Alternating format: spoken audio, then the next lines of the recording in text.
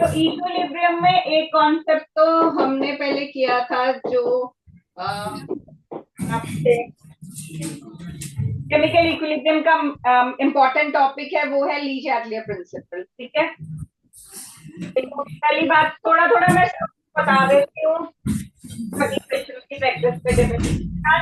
अभी please focus करो board पे, जिनको नहीं आता है वो इतना तो करेंगे तो हो जाएंगे क्वेश्चन। देखो होता है रिएक्टेंट है, रिएक्टेंट प्रोडक्ट भी चेंज होते हैं टाइम पे। जिस स्पीड से रिएक्टेंट से प्रोडक्ट बन रहे हो उसी स्पीड से प्रोडक्ट से वापस रिएक्टेंट जब बनने लग जाते हैं उस स्टेज को बोलते हैं इक्विलिब्रियम। इक्विलिब्रियम पे जितनी भी ऑब्जर्वेबल प्रॉपर्टीज हैं वो सारी कांस्टेंट होती हैं। कौन सी ऑब्जर्वेबल प्रॉपर्टीज? जो हम टेम्परेचर, प्रेशर, कंसंट्रेशन, ये चीजें ऑब्जर्व कर सकते हैं, ये सारी कांस्टेंट होती हैं। ठीक है, तो उसको उस वक्त हमें लगता है कुछ भी नहीं हो रहा, लेकिन एक्चुअली जिस स्पीड से फॉरवर्ड डायरेक्शन में रिएक्शन हो रहा होता है उसी स्पीड से बैकवर्ड डायरेक्शन में भी रिएक्शन होता है।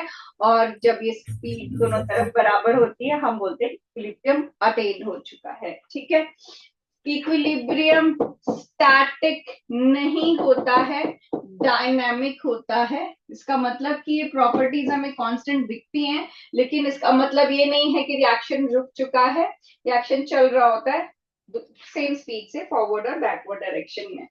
फिर उसके बाद ये कहता है कि जैसे कोई रिएक्शन है ए बी सी डी, इसके कोफिशिएंट हैं स्मॉल लेटर्स में ऐसे।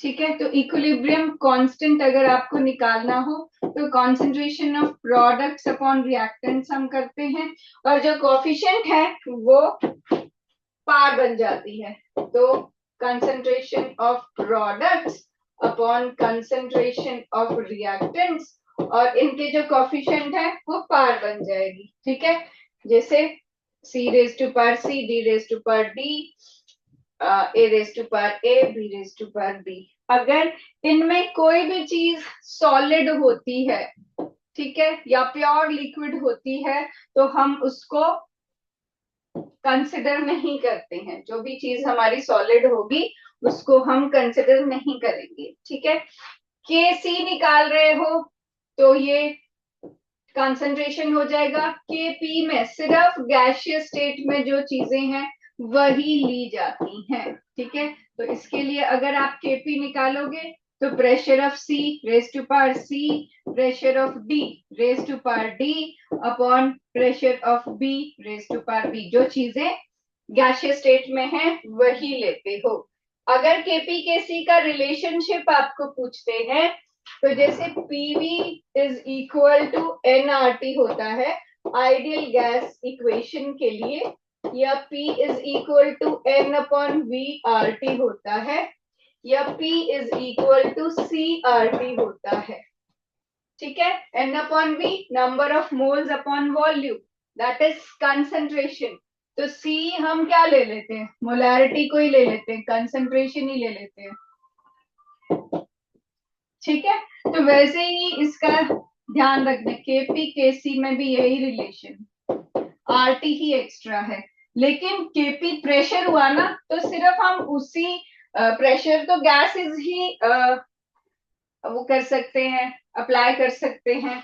तो हम यहाँ सिर्फ गैसियस नंबर ऑफ मोल्स को ही कंसिडर करते हैं। ठीक है, KP is equal to K C R T delta N G, जहां पर delta N G is equal to number of mole of product minus number of moles of reactants।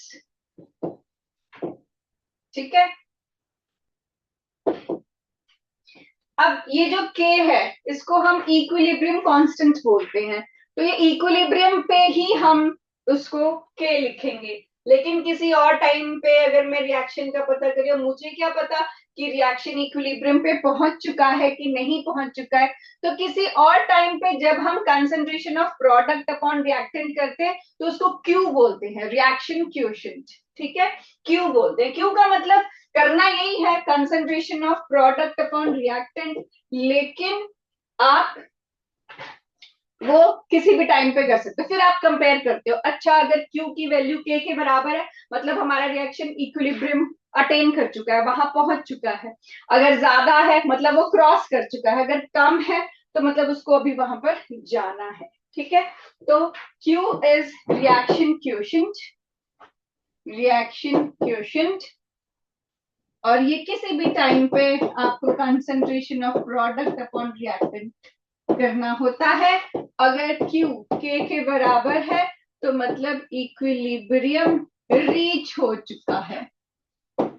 ठीक है, अगर, और ये कब होता है, K की वैल्यू 1 के इक्वल होती है तब मतलब इक्विलिब्रियम होता है। अगर ये नेगेटिव में है तो मतलब अभी इस रिएक्शन को 1 तक पहुंचने के लिए फॉरवर्ड डायरेक्शन में जाना पड़ेगा। ठीक है, और अगर ये पार ऑलरेडी पॉजिटिव में है तो इसको इक्विलिब्रियम में आने के लिए बैकवर्ड डायरेक्शन में जाना पड़ेगा। ठीक है, तो ये आपका रहता है डायरेक्शन ऑफ इक्विलिब्रियम आप बता सकते हो, एक्सटेंट ऑफ इक्विलिब्रियम आप बता सकते हो। तो कैरेक्टरिस्टिक ऑफ इक्विलिब्रियम है कि इक्विलिब्रियम क्लोज्ड वेसल में अटेन होता है, तभी ये चीजें आपस में इंटर कन्वर्ट की जा सकती हैं। अगर ओपन वेसल में किया, जो गैस प्रोड्यूस हुई वो एस्केप कर गई, तो वापस कैसे उसको रिएक्टेंट में चेंज करोगे, तो वो वापस नहीं हो सकती है। ठीक है, तो ये कहता है इक्विलिब्रियम जो जो K है इक्विलिब्रियम कांस्टेंट, उससे उससे आप बता सकते हो किस हद तक रिएक्शन हो चुका है, कि खत्म होने वाला है या शुरू ही हुआ है या बीच में पहुंचा है। ठीक है, इसका जो ग्राफ है उसको आप कैसे प्रेजेंट कर देते हो, आप इसमें ऐसे बता सकते हो कि रिएक्टेंट की कंसंट्रेशन कम हो रही है, प्रोडक्ट की बढ़ रही है, फिर जिस टाइम पे वो सेम हो जाती है या उसके बाद वो चेंज नहीं होती, कांस्टेंट होती है, उसको इक्विलिब्रियम बोलते हैं। ठीक है, that point is called equilibrium. ठीक है, अगर ये ऐसे कम हो रहा है, ये ऐसे बढ़ रहा है, लेकिन एक पर्टिकुलर टाइम के बाद कंसंट्रेशन में कोई चेंज नहीं आता रिएक्टेंट प्रोडक्ट्स की, तो ये पॉइंट इक्विलिब्रियम हो जाता है कि इस टाइम के बाद अब कंसंट्रेशन में कोई चेंज नहीं आ रहा। ज्यादा रिएक्टेंट ज्यादा प्रोडक्ट है तब भी कोई बात नहीं, बस आपको उस टाइम का वो देखना है कि जिसके बाद इनकी कंसंट्रेशन बिल्कुल सेम रहती है, कोई चेंज नहीं आता। ठीक है, ग्राफ बेस्ड क्वेश्चन आएंगे तो वो ऐसे सॉल्व करने हैं कि आपको बस ये फोकस रखना है, इसके बाद चेंज नहीं हो रहा कुछ भी। ठीक है, अब तब तक ये सही रहता है जब तक पार्शियल डिसोसिएशन या डिग्री ऑफ डिसोसिएशन की बात नहीं आती है, वो आयनिक में आती है। आयनिक में ये कहता है एक होता है इलेक्ट्रोलाइट, इलेक्ट्रोलाइट वो होता है जिसमें से अगर आप इलेक्ट्रिसिटी पास करते हो तो वो आयंस में डिसोसिएट होता है। ठीक है, अब अगर ये स्ट्रॉन्ग इलेक्ट्रोलाइट हुआ तो ये कंप्लीट डिसोसिएशन शो करेगा और 100% आयंस दे देगा, लेकिन अगर ये वीक इलेक्ट्रोलाइट हुआ तो ये इनकम्प्लीट डिसोसिएशन शो करता है और ये 100% आयंस नहीं देगा। अब ये जो स्ट्रॉन्ग इलेक्ट्रोलाइट है, ये स्ट्रॉन्ग एसिड, स्ट्रॉन्ग बेस या फिर दोनों के कॉम्बिनेशन से बना हुआ स्ट्रॉन्ग सॉल्ट हो सकता है। लेकिन जो वीक इलेक्ट्रोलाइट है वो वीक एसिड या वीक बेस या उनके कॉम्बिनेशन से, वीक आयंस की कॉम्बिनेशन से बना हुआ सॉल्ट हो सकता है। ठीक है, जैसे कि कौन स्ट्रॉन्ग है, मैंने आपको बोला था जितने भी कार्बन के एसिड हैं वो सब वीक हैं, और जितने भी मिनरल एसिड्स हैं जो कार्बन वाले नहीं हैं वो सारे स्ट्रॉन्ग एसिड्स हैं। Strong acid, mineral acid, mineral acid जो कि कार्बन से नहीं बने वो वाले एसिड। ठीक है, hydrochloric acid, nitric acid, phosphoric acid, sulphuric acid, ये है स्ट्रॉन्ग एसिड। वीक एसिड कौन, जो कार्बन वाले एसिड हैं जो हम भी कंज्यूम कर सकते हैं, जिसमें आएगा एसिटिक एसिड, ठीक है, citric acid, tartaric acid, oxalic acid, ये सारे क्या है, कार्बन के एसिड्स हैं जो कि वीक होते हैं। आपने वैसे ही याद रखना है, सबसे कॉमनली यूज होगा आपको एसिटिक एसिड, ठीक है। तो ये पहचान मैंने आपको बता दी। अब बेस की बारी आई। बेस में देखो स्ट्रॉन्ग बेसिस कौन से होते हैं, जो group 1 group 2, group 1 elements lithium sodium potassium rubidium caesium, group 2 elements beryllium magnesium calcium strontium barium radium. तो ये सबसे अच्छे मेटल्स, सबसे रिएक्टिव मेटल्स हैं।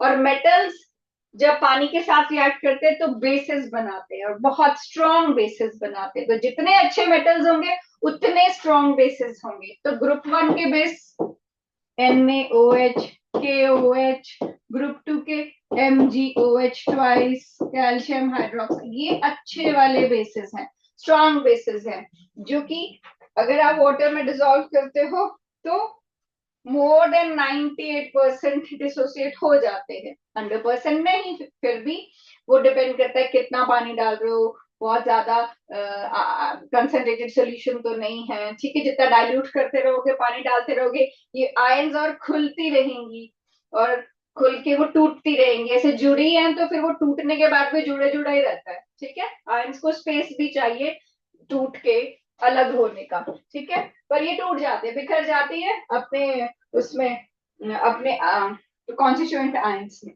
लेकिन जो वीक बेसिस है, देखो ये ग्रुप 1 ग्रुप 2 वाला मेटल स्ट्रॉन्ग बना रहा है, लेकिन एक आयन है, कैटायन है, जो कि मेटल की है ही नहीं, तो वो स्ट्रॉन्ग बेस कैसे बनाएगी। हम तो बेस्ट मेटल्स को ले रहे हैं स्ट्रॉन्ग बेसिस की कैटेगरी में, लेकिन अमोनियम नाइट्रोजन की कैटायन, तो अमोनियम आयन तो वीक होगी। ये तो नॉन मेटल की कैटायन है, बहुत अच्छे मेटल की जो कैटायन है वो स्ट्रॉन्ग बेसिस बनाती है, तो ये वीक बेस। तो आपने ये दोनों तो पूरे अच्छे से याद रखने ही हैं कि आपके पास एसिटिक एसिड एक वीक एसिड है और अमोनियम हाइड्रोक्साइड एक वीक बेस है। बहुत सारे बच्चों की तो यहाँ पर ही प्रॉब्लम शुरू हो जाती है कि हमें कैसे पता कौन एसिड वीक है कौन बेस वीक है। तो मैंने इन शॉर्ट कैटेगरी में बोला कि कार्बन वाले वीक एसिड्स है और अमोनियम हाइड्रोक्साइड एक वीक बेस है। अमोनियम आयन वीक है, ग्रुप 1 ग्रुप 2 की जो कैटायंस होती हैं वो स्ट्रॉन्ग बेसिस बनाती हैं, ठीक है। अच्छा, अब देखो जब इनकम्प्लीट डिसोसिएशन की बात आती है, जैसे अगर मैंने NaOH या NaCl की बात की, तो NaOH तो क्या 100% डिसोसिएट कर जाएगा Na पॉजिटिव आयन और OH नेगेटिव आयन में, ठीक है। लेकिन अमोनियम हाइड्रोक्साइड जो है NH4OH, उसका जहां पर आप देखोगे रिएक्शन, उसमें आपको ऐसे दिया होगा इक्विलिब्रियम की आयन के साथ। ये खुद ही बता दे रहा है कि ये भी टूटेगा तो लेकिन वापस जुड़ता रहेगा। क्यों? क्योंकि ये वीक बेस है, ठीक है।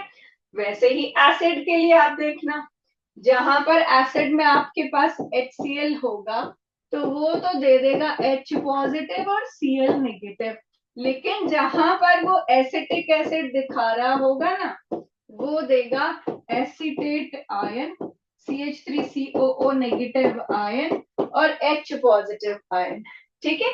तो ऐसे आप कैटेगराइज कर लो इसको कि कौन स्ट्रॉन्ग बेस है, कैसे वो बिहेव करता है, कौन वीक बेस है, कैसे वो बिहेव करता है, देन कौन स्ट्रॉन्ग एसिड है, कैसे वो बिहेव करता है, और कौन वीक एसिड है, ठीक है। अब जैसे मैंने आपको बोला इक्विलिब्रियम आयन का मतलब है वो टूट तो रही है लेकिन वापस जुड़ जा रही है, तो ओवरऑल सोल्यूशन में वो ज्यादा नहीं मिलती। अब कितनी मिलती हैं, ठीक है, वो पता करने के लिए आ जाता है फिर डिग्री ऑफ डिसोसिएशन वाला एक्सप्रेशन, ठीक है। जैसे ये कहता, एक साइड हम एसिड के लिए कर लेते हैं, एक साइड बेस के लिए कर लेते हैं। जैसे आपके पास है acetic acid, this gives you CH3COO negative plus H positive ion, ठीक है। अब ये जो डिसोसिएशन वाला चीज है, ये दो तरीके से होती है। जो आपके क्वेश्चन में इंफॉर्मेशन होती है, या तो वो नंबर ऑफ मोल्स के फॉर्म में होगी या वो कंसंट्रेशन के फॉर्म में होगी। ठीक है। तो अगर नंबर ऑफ मोल्स के फॉर्म में होगी तो वो दे देगा कि अच्छा जी आपके पास 1 मोल है या 0.1 मोल है। ठीक है। तो वो रिएक्टेंट का जितना भी मोल है वो यहाँ लिखना होता है। तो शुरू में जब रिएक्शन अभी स्टार्ट ही हुआ है, ठीक है, इनिशियली, तो आपके पास 1 मोल एसिटिक एसिड है। अब अभी तो सिर्फ रिएक्टेंट होगा ना उस वक्त, अभी तो रिएक्शन हुआ ही नहीं, मतलब वो डिसोसिएट किया ही नहीं, तो प्रोडक्ट के कोई मोल्स नहीं होते। लेकिन इस 1 मोल में से कुछ परसेंट इसका निकलेगा और वो इसके कोफिशिएंट के अकॉर्डिंग 1 एसिटेट आयन और 1 H पॉजिटिव आयन मिलेगा। अब ये वो नॉर्मल मैथ्स तो है नहीं, क्योंकि ऐसा थोड़ा ना होता है कि 1 से 2 मिल जाए। लॉ ऑफ कंजर्वेशन थोड़ा ना वॉयलेट होता है, बस ये दो हिस्से हैं उसके जो होते हैं। तो आपको ऐसा नहीं लेना कि यहां से तो एक ही अल्फा निकल रहा है, यहाँ दो कैसे बन रहे हैं, नहीं। ये ऐसा भी तो नहीं होता ना कि एक, बहुत बच्चों को ये कंफ्यूजन होती है कि मैम यहाँ पर ये 2 अल्फा कैसे, ये 3 अल्फा कैसे। अब वो तो जितनी आयन्स आपस में जुड़ी हुई हैं वो कॉन्स्टिट्यूएंट्स में बिखर रही है ना। ये एक का दो तो आप वैसे भी नहीं बना सकते, तो इसको उस तरीके से नहीं लेना है। तो आपने जो भी जो कॉफिशिएंट्स हैं वो इसके यहाँ पर लिख देने। जैसे मान लो 2 एसिटेट आयन होता तो ये 2 अल्फा होता, अगर यहाँ 3H पॉजिटिव आयन होता तो 3 अल्फा होता। ठीक है, कि इतनी आयन्स यहाँ पर बनेंगी। जैसे अगर मेरे पास अब AlCl3 है तो मेरे पास क्या बनेगा, एक एल्यूमिनियम आयन बनेगी और 3 क्लोरीन आयन बनेगी। तो 1 से 4 चीजें बन रही हैं। ठीक है। तो यहाँ पर ये इनिशियली 1 मोल होगा, इसमें से कुछ पोर्शन निकलेगा, तो अल्फा एल्यूमिनियम आयन्स इसकी बनेंगी और 3 अल्फा इसकी क्लोराइड आयन्स बनेंगी। ठीक है, ऐसे इसको लिखा जाता है। तो हम स्टैंडर्ड, अगेन मैंने कहा अपने स्टैंडर्ड लो एक वीक एसिड और वीक बेस को, और उसी को फिर जब भी कोई क्वेश्चन करते हो उसी को अपने दिमाग में रेफरेंस के फॉर्म में ले लिया करो। ठीक है। तो यहाँ पर आया ये अब इसमें आपको टोटल मोल्स इक्विलिब्रियम पे अगर कैलकुलेट करने हैं, टोटल नंबर ऑफ मोल्स, तो ये आएगा 1 - अल्फा तो ये अल्फा अल्फा कट हो जाएगा और ये आ जाएगा 1 + अल्फा। ये टोटल नंबर ऑफ मोल्स आ जाएंगे इक्विलिब्रियम पे। ठीक है। तो ये तब होता है जब आपको इक्विलिब्रियम पे मतलब ऐसे कुछ भी इनकम्प्लीट डिसोसिएशन में नंबर ऑफ मोल्स के अकॉर्डिंग दिया हो। लेकिन अगर आपको पूछा केसी हो तो आपको इन नंबर ऑफ मोल्स को कंसंट्रेशन के टर्म में चेंज करना पड़ता है। ठीक है, कि अगर मुझे यहाँ पर के निकालना है तो मुझे concentration of product upon reactant करना पड़ेगा।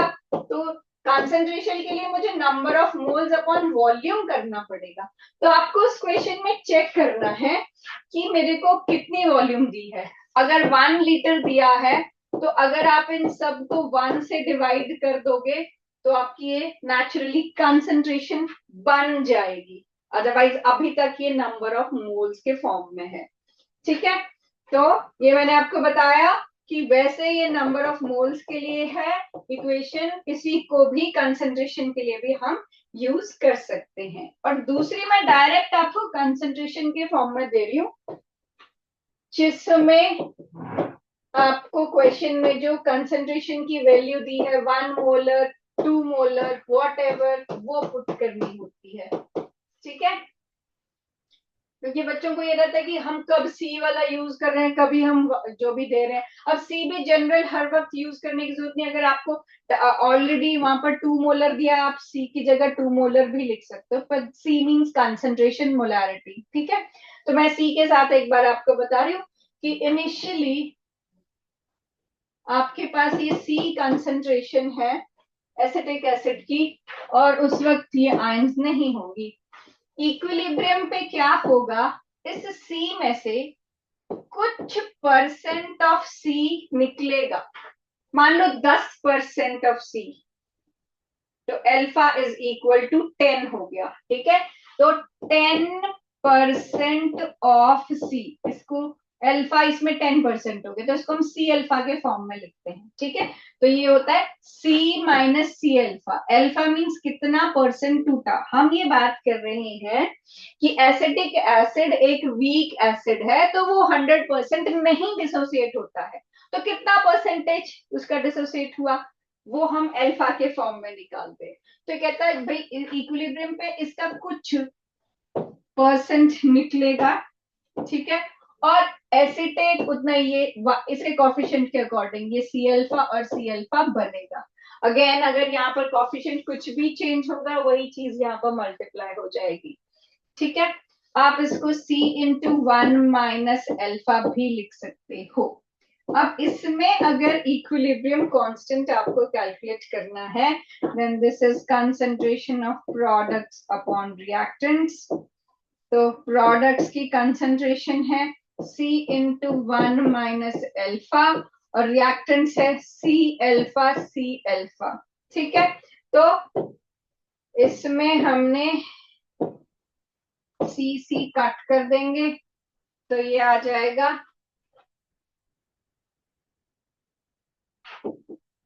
मैंने कुछ गलत कर दिया, प्रोडक्ट मैंने रिएक्टेंट अपॉन प्रोडक्ट कर दिया, प्रोडक्ट अपॉन रिएक्टेंट है ना।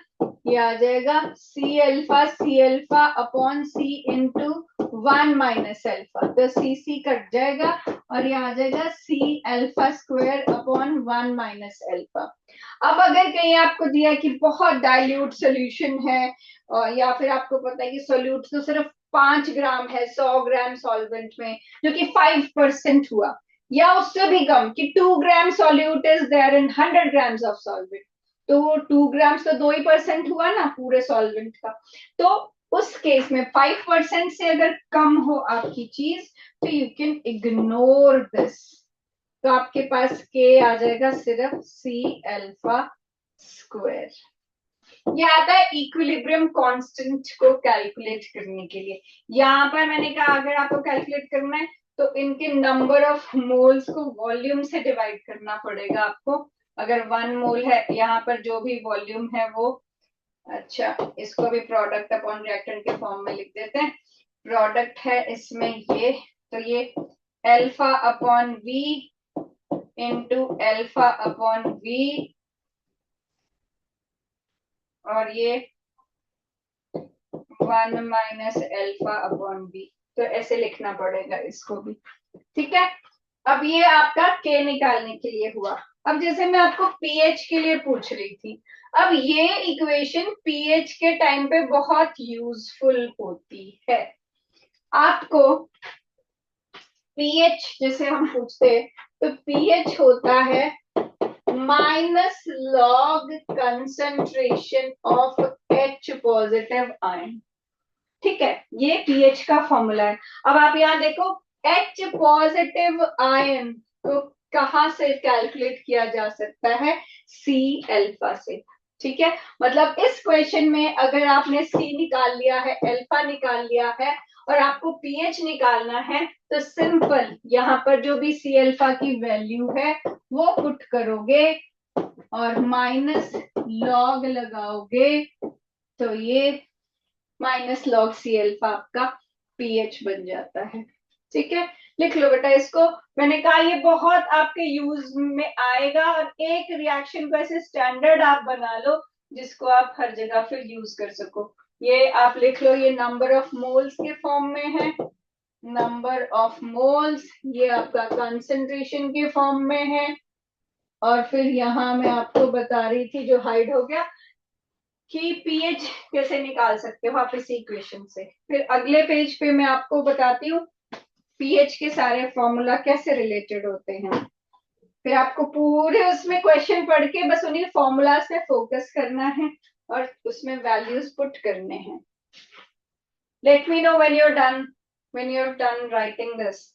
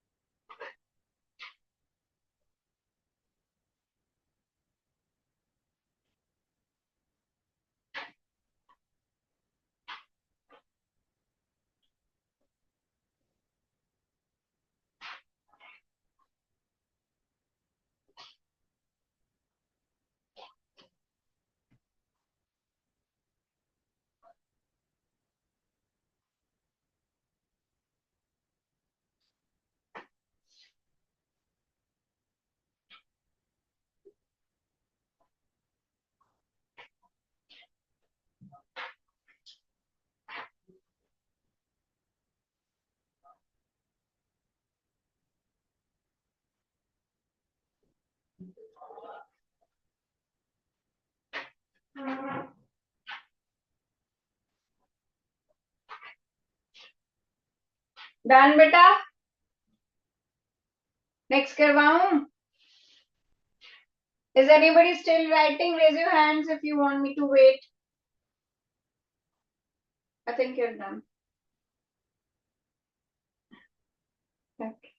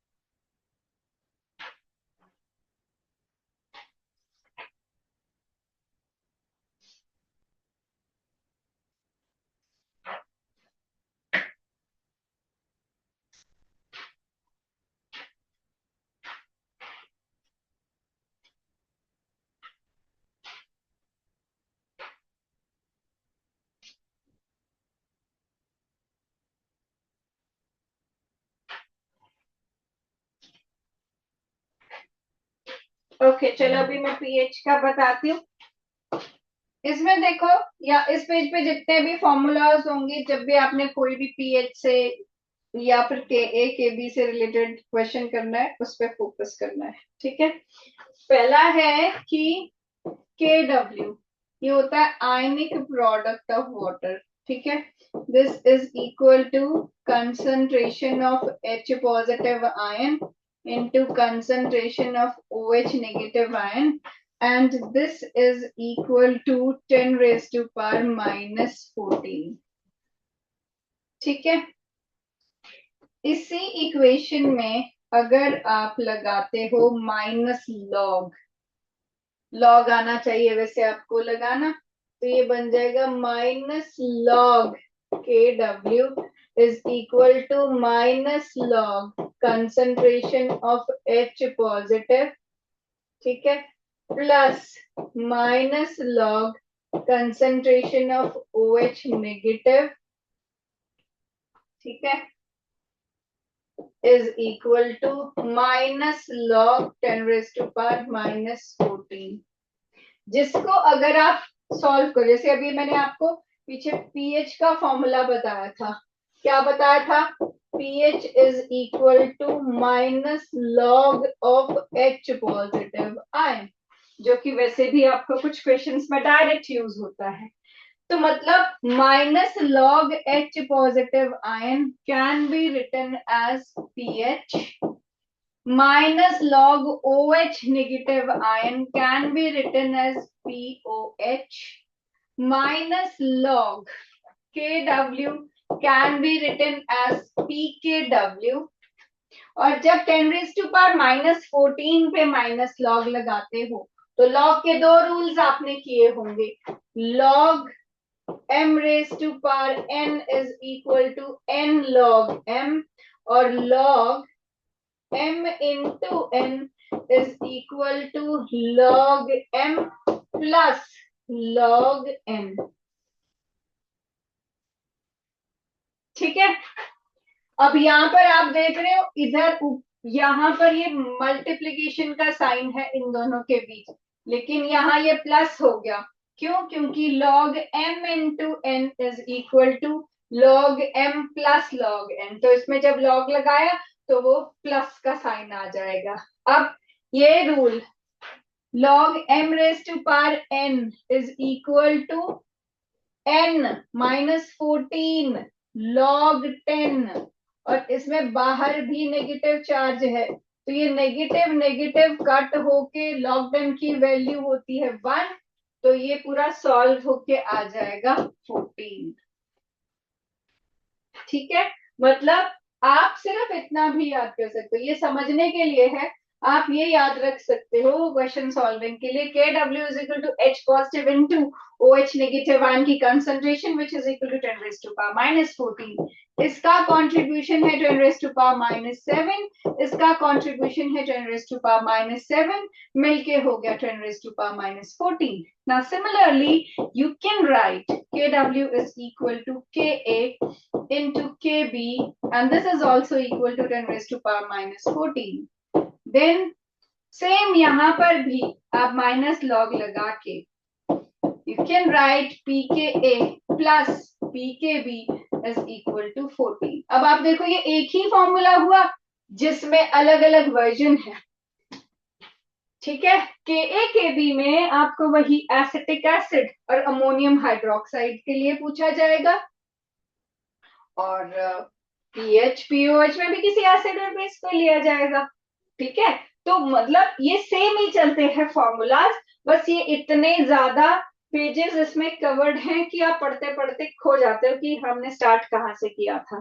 तो आयनिक से डरने की जरूरत नहीं है, ये फॉर्मूलाज एक पेज पे लिखो, अभी लिख लो ये, और जब भी कोई क्वेश्चन करोगे, अब इतनी मैथ्स तो आपको थोड़ी सी लगानी पड़ेगी ना, कि अगर के डब्ल्यू दिया है, एच पॉजिटिव दिया है, तो ओ एच निकाल लो कैसे, K W divided by H positive करके। अगर आपको P K W by default 10 raise to power 14 है, तो एक वैल्यू तो आपको ऑलरेडी पता है ना, अगर एक मिसिंग होगी तो, ठीक है। तो एक दी होगी एक मिसिंग होगी, यही होता है। तो या तो आपको एच पॉजिटिव निकाल के फिर पीएच वाला फॉर्मूला लगाना पड़ेगा, या फिर ओ एच निकाल के पीओएच निकालना पड़ेगा, फिर 14 में से माइनस करके पीएच निकालना पड़ेगा। पर जो भी आप करोगे इसी में से आपको फॉर्मूला मिल जाएगा। लिखो इसको।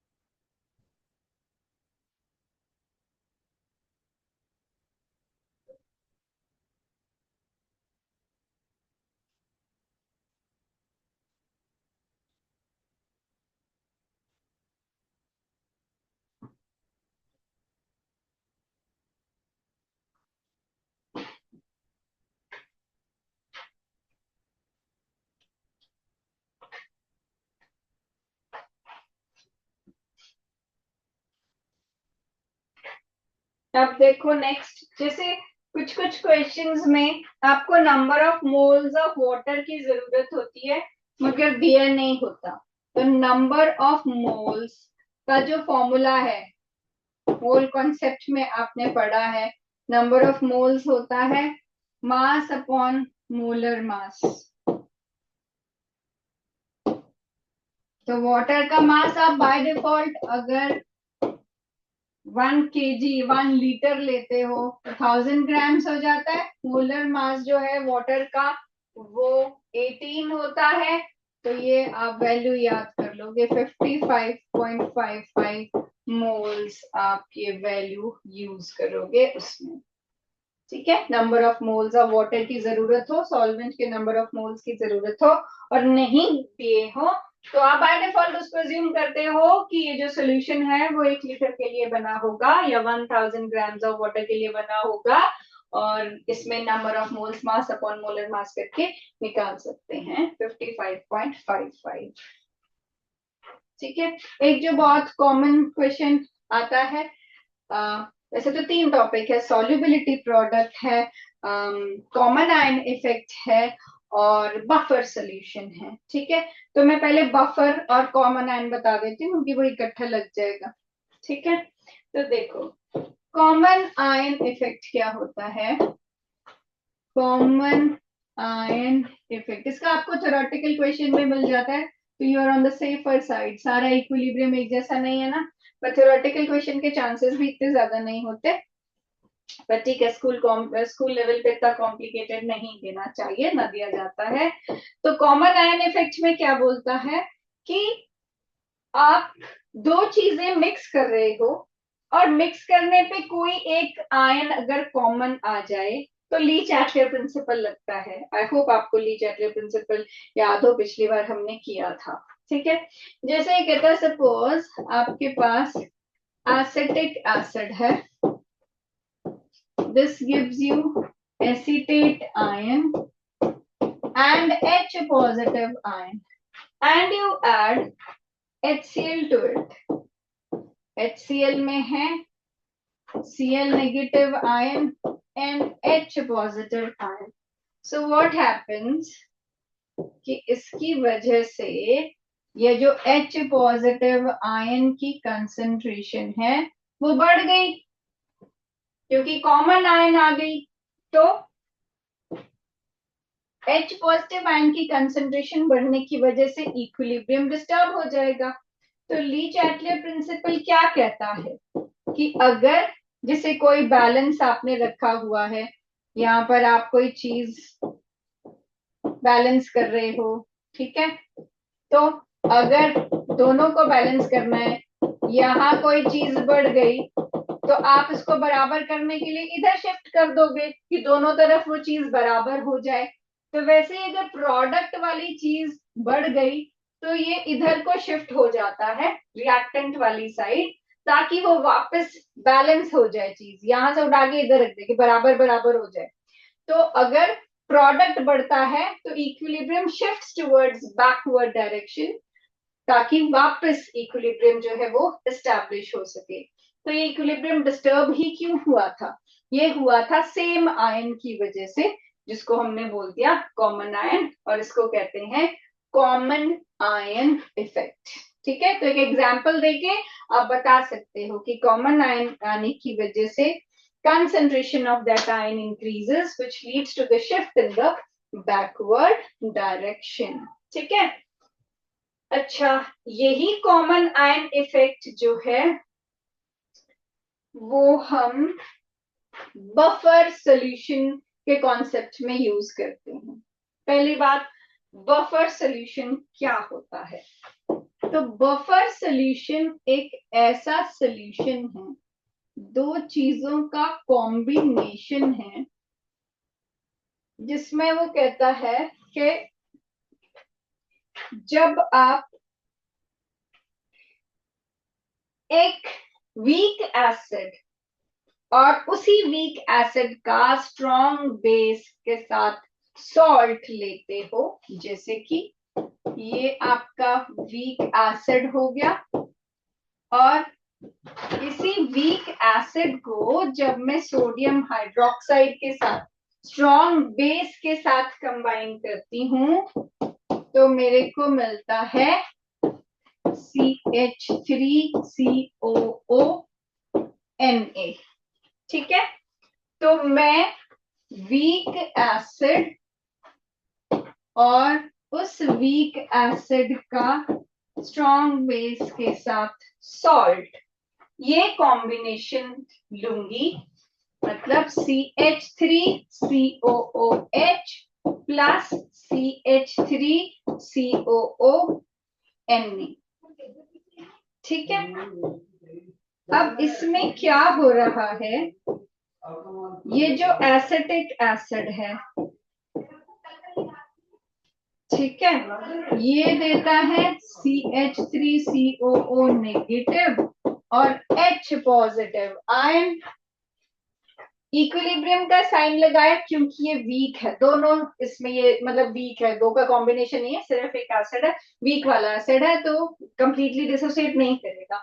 लेकिन जब मैंने इसको स्ट्रॉन्ग बेस के साथ कंबाइन किया तो ये मुझे, क्योंकि Na तो एक अच्छा मेटल है ना, वो तो फटाफट इलेक्ट्रॉन लूज कर देता है, तो वो फटाफट Na पॉजिटिव बन जाएगा और एसिटेटाइन को छोड़ देगा। तो ये गुड इनफ है, ये ऐसा कर सकता है, छोड़ देगा इसको। ठीक है, अब मैंने ये बफर ले लिया, ये बफर है। ठीक है, ये इसको बफर बोलते हैं, ये दो के कॉम्बिनेशन को, और इस बफर को एसिडिक बफर बोलते हैं। एसिडिक बफर में एसिड वीक होता है, ठीक है, बेसिक बफर में बेस वीक होता है। लेकिन अब होगा क्या, अब ऐसा होगा कि इसमें जब मैं थोड़ा बहुत एसिड या थोड़ा बहुत बेस डालूंगी तो इसकी पीएच में कोई चेंज नहीं आएगा, जो कि ऑब्वियसली 100% ट्रू नहीं हो सकता, मगर फिर भी ये थोड़ा बहुत पीएच में चेंज रेजिस्ट कर लेता है। अब देखो कैसे करता है। आपको पता है कि एसिटिक एसिड एक वीक एसिड है, मैं तब से यही बोल रही हूँ जब से क्लास स्टार्ट की है। ठीक है, तो वीक एसिड है तो ये H पॉजिटिव तोड़ने में इंटरेस्टेड ही नहीं होता। अगर इसको मौका मिले ये फटाफट उधर को जाने की कोशिश करेगा बिना टूटे वाली फॉर्म में, क्योंकि वो अपनी आयंस डिसोसिएट करना पसंद ही नहीं करता, उसको है कि मेरे जुड़ के रहे आयंस। ठीक है, इसीलिए उसको वीक कहा जाता है, वो तोड़ना ही नहीं चाहता। तो अब क्या होगा, अगर मान लो आपने इसमें H पॉजिटिव डाला, ठीक है, ये एसिड डाला, ठीक है, मैंने यहाँ एसिड डाल दिया, तो ये H पॉजिटिव की क्वांटिटी जो है इस साइड बढ़ जाएगी। ठीक है, अब ये H पॉजिटिव की क्वांटिटी जब इधर बढ़ी तो इक्विलिब्रियम डिस्टर्ब हो जाएगा। ठीक है, इक्विलिब्रियम डिस्टर्ब हुआ तो अब आपने कर दिया एक चीज बढ़ा के, एसिड बढ़ा के, तो वो तो खुद को रीएस्टेब्लिश करना चाहेगा कि मैं तो डिस्टर्ब हो गया। तो मैंने जैसे बताया, अगर आप बैलेंस कर रहे हो दो चीजें, इधर ज्यादा होगी तो इधर का सामान उठा के उधर रख देते हो ना, तो ये फिर यहाँ बढ़ गया तो ये किस साइड जाएगा, इस साइड चल पड़ेगा कि यार यहाँ ज्यादा होगी चीजें, चलो बैलेंस करते हैं। इस साइड वो अनडिसोसिएटेड फॉर्म में है, बिना टूटे हुई फॉर्म में है, तो क्या होगा फिर उसका, वो फिर से जुड़ गया।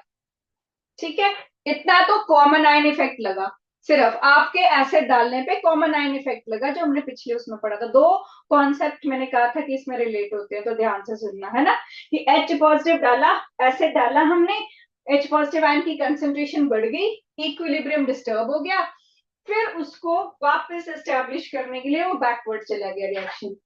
अब पीएच में चेंज क्यों नहीं मिलती, पीएच में चेंज तब मिलती होती है जब आपके सॉल्यूशन में H पॉजिटिव की आयन की कंसंट्रेशन ज्यादा हो। अब तो H पॉजिटिव बचा ही नहीं, वो सारा चिपक के इधर एसिटिक एसिड बना लेगा। जब तक फ्री H पॉजिटिव आयन नहीं है सॉल्यूशन में, तब तक आपको पीएच में चेंज नहीं मिलेगी। ठीक है, अब फिर से यही चीज सुनो, यहाँ पर दोबारा रिपीट कर रही हूँ। ठीक है, कि आपके पास एक बीकर था, इसमें आपने बफर लिया, बफर में लिया एसिटिक एसिड और लिया सोडियम एसिटेट, ये आयंस लिए थे। ठीक है, ये दोनों चीजें ली थी। अब इसमें आपने डाला H पॉजिटिव, तो ये H पॉजिटिव और ये H पॉजिटिव दोनों मिलके इधर कंसंट्रेशन ऑफ प्रोडक्ट बढ़ जाएगी, बढ़ जाएगी, तो ये बैकवर्ड डायरेक्शन में जाके अनडिसोसिएटेड एसिटिक एसिड बनाएगा। मतलब आपके एसिड डालने पे वो सारा एसिड चिपक के एसिटिक एसिड बना रहा है। अब आपके सॉल्यूशन में कोई फ्री H पॉजिटिव आयन नहीं होगी, और अगर फ्री H पॉजिटिव आयन नहीं होगी तो पीएच में कोई चेंज नहीं होगा। ठीक है, पहले ये लिखो। ये एसिड वाला आया, ऐसे ही हम जब बेस डालेंगे तब क्या होगा वो भी बताऊंगी। स्टार्ट फ्रॉम हियर कि हम बफर सोल्यूशन लेते हैं तो वीक एसिड और उसका स्ट्रॉन्ग बेस के साथ सॉल्ट, ये दोनों चीजें लेनी है हमने। ठीक है, लिखो।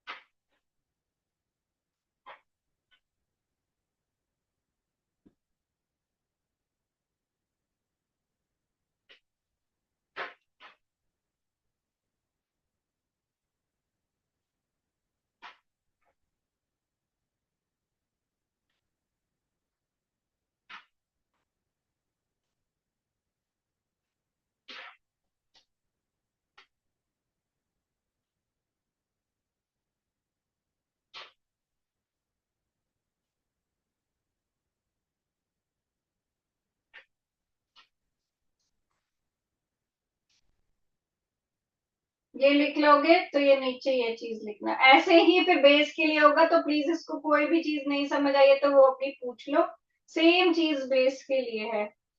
और ये आपका सॉल्युबिलिटी प्रोडक्ट में भी लगता है, कॉमन आयन तो है ही, बफर में भी लग रहा है। एंड इजीएस्ट क्वेश्चन, पीएच बहुत वास्ट है बेटा। 4 फॉर्मूलाज तो मैंने लिखे हैं, लेकिन 10 टाइप्स ऑफ क्वेश्चंस हैं जो पीएच में बन सकते हैं, which needs patience and practice.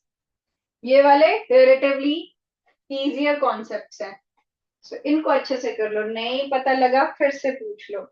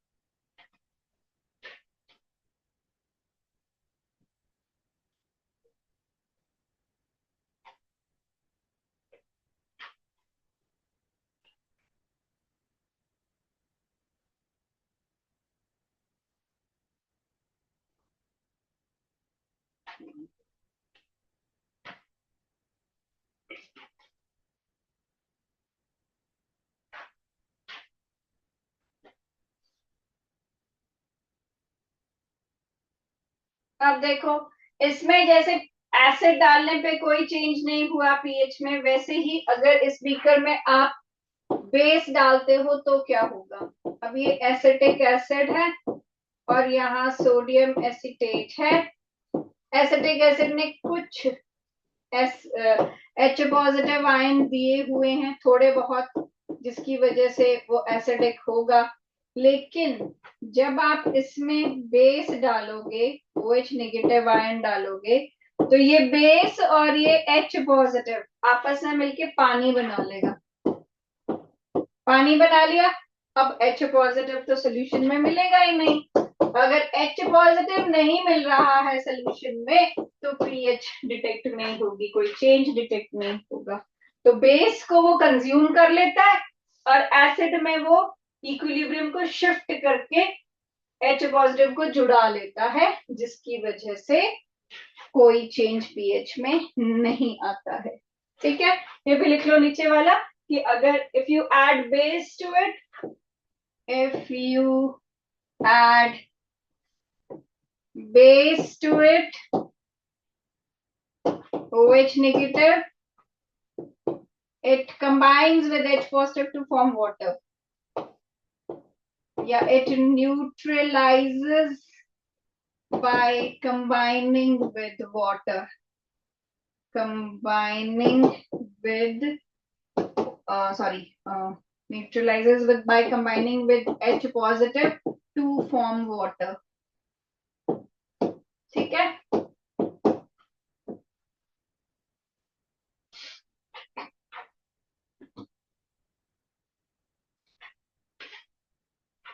अब ऐसे ही बेस के लिए होगा. बेस में भी आप बेसिक बफर कैसे बनाते हो? बेसिक बफर आप बनाते हो वीक बेस और उसी वीक बेस का किसी स्ट्रॉन्ग एसिड के साथ सॉल्ट, जैसे अमोनियम हाइड्रोक्साइड का HCl के साथ. ठीक है, ये बना लिया आपने. अब इसमें जब आप H पॉजिटिव डालोगे तो ये H पॉजिटिव इस OH नेगेटिव के साथ मिलके वाटर बना लेगा. ठीक है, तो pH में कोई चेंज नहीं आएगा.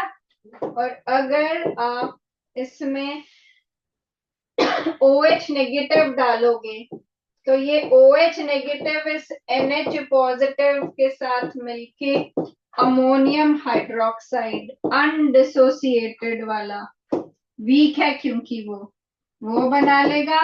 तो OH negative ion not free in solutions. ठीक है, they are not freely available in solution.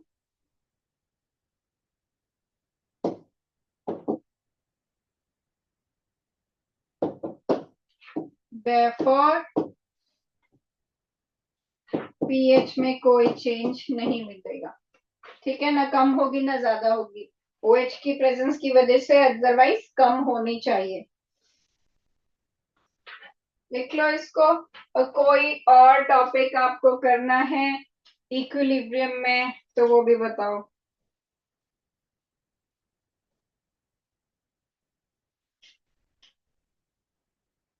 अपना माइक ऑन करो. कोई भी टॉपिक, कोई भी चीज जो आज पढ़ी चाहे उसमें से एक्सप्लेन कर दूं, वो बताओ.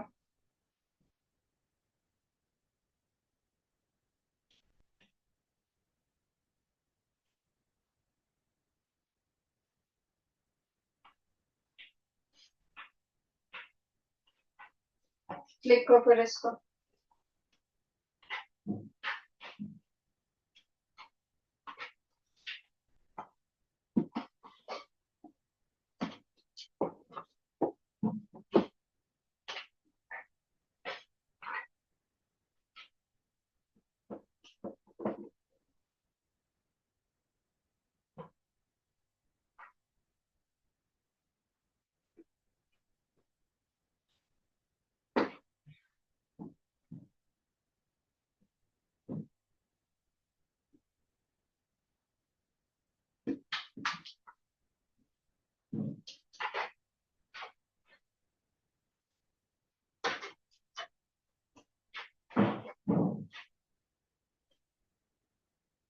तो ये कॉमन आयन इफेक्ट और ये पीएच के फॉर्मूलाज और ये कंसंट्रेशन वाला चीज, स्ट्रॉन्ग एसिड स्ट्रॉन्ग बेस वाली, इसको रिवाइज कर लेना. फिर नेक्स्ट टाइम देखते हैं, नेक्स्ट टॉपिक पे काम करेंगे. Thank you, have a nice day.